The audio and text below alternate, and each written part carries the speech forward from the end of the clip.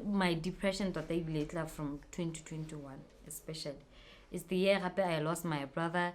Is the year my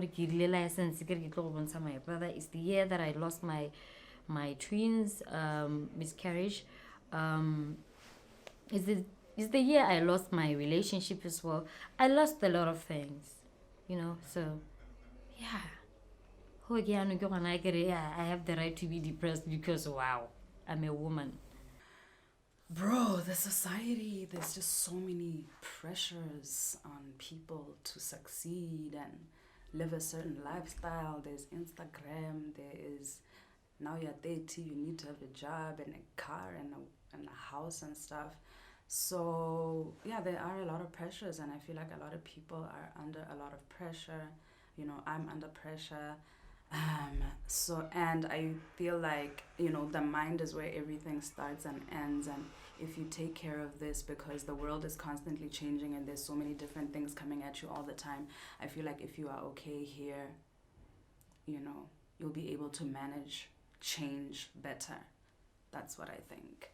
Work our asses off. We lose out on our childhood or, our key stages of our adolescence because we're trying to focus on a dream that is cap, a dream that ain't true. Yeah. So now here we are, finally the working generation. We just got our first jobs after struggling for 8 years to finish our degrees. We finally can afford to do something and give back at home because black tax, and bam, COVID fucking happens. And there's a lot of other small things that were depressing us little by little. And right now, as we're starting to express ourselves more on social media, we're starting to see a lot more that men have not been healed of a lot of childhood trauma. They don't understand why they get angry. They don't understand why they become abusive in the homestead. They don't understand why they run away from responsibilities and become absent fathers. They don't know why they can't deal with rejection at work, or they can't deal with women in the workplace, or they can't deal with losing a job. There's so many different things that men cannot deal with. And this is not an excuse. It's just an explanation as to why we need to deal with this issue by talking. There's a reason why men must gather together, even go to the village and express their feelings about what they're doing. But no, what we do is we go to the village, we sit in a, what do they call it? Kotla. And we just talk while we're drinking, but we don't talk about things. We don't talk about sexual reproduction. We don't talk about impotence. We don't talk about erectile dysfunction. We don't talk about our inability to please our wives. We don't talk about our inability to relate to our kids. We don't talk about how we feel about our daughters. We don't talk about all of these things. End up with a lot of errant behavior, and some of that behavior leads to suicide, leads to domestic violence, leads to promiscuity, leads to drug abuse, leads to alcohol abuse. All of these things come about as a result of men not being able to talk. Yeah, definitely. We have a lot of work to do, and we need to educate our elders and educate our parents on, mental health issues, because I feel like it's just a matter of lack of education, right? Because before we knew about mental health, we just thought, this guy's just being difficult or whatever it is, how they see depression, right? But now that we know the terms, it's about educating ourselves and educating our parents, about depression and stuff like that. We are blessed to be living in a time like this where we know all these terminologies and we can Google these things and hear mental health. But during that time, there was no such thing, and I don't even think they were encouraged to take care of their mental health. So we have a lot of work to do, guys. At that point, I'm questioning God. I'm questioning just everything around me. Is this how it feels to grow up? Is this how it's supposed to feel? And you don't get answers. Is like you're going crazy. So while I was going through that, I decided to take a channel of going through counseling because I wasn't ready for it. So counseling did wonders, and it gave me the light, it gave me the hope, and to focus on the positive and to ignore the hate that comes out of you. It was bad. It was bad.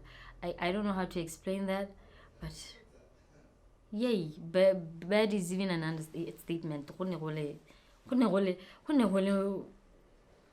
tlhakantsuki. Ko ra ne ke sa itse gore go iragala. And the good thing gore hela out of it, I was I was always affirmating to myself, Katlego, don't lose yourself. Katlego, you're strong. Katlego, I always convince myself all the time, I'll make sure, okay, today is today. Zora, pay attention to what's going on. Yeah, so everything just came all at once. So you can imagine, gore motho mongwe le ena ha nkebe le motho mongwe le nna ha nkebe le motho ha ta nkebe le nna nkebe le ena itsamaisitse. I stopped being a man about it.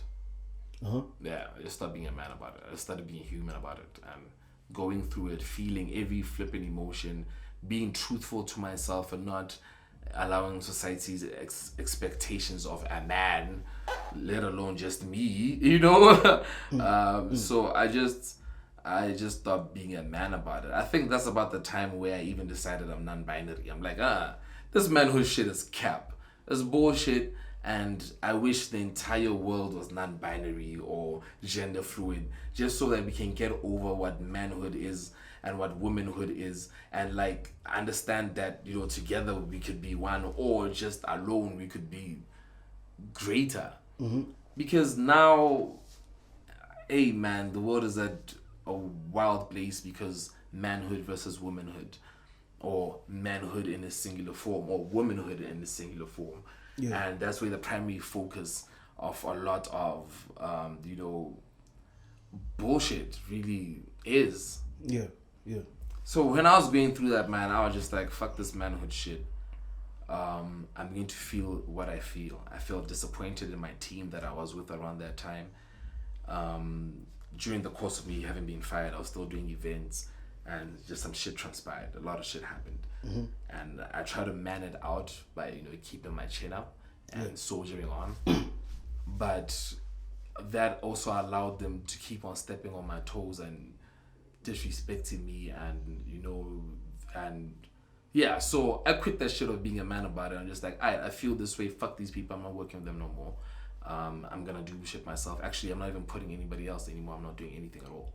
I stopped doing shit. I just started focusing on, okay, how can I rebuild myself? Yeah. I believe in myself.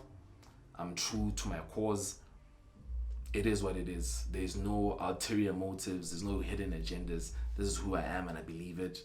And you can't stop a man or a man, woman, or person who knows exactly what they want and the power that they have, especially having tasted it. Yeah. Can't keep a good man down. The good man will go up. The good man will fall down. But the good man will come back up. Might even surpass the last height they reached. Yeah. You get me? So yeah. That's how that happened, man. I just because the reason why I'm talking stop about being a this. real nigga about shit, my niggas. Fuck that real nigga shit. That thing is cap.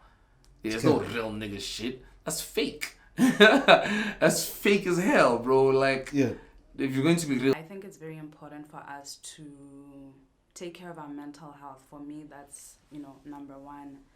I started seeing a therapist, I think, in 2020 for the first time, which was great. So I encourage that. There's so many associations, Botswana, that'll offer free counseling services. So that's my number one thing. And not to be too hard on yourself,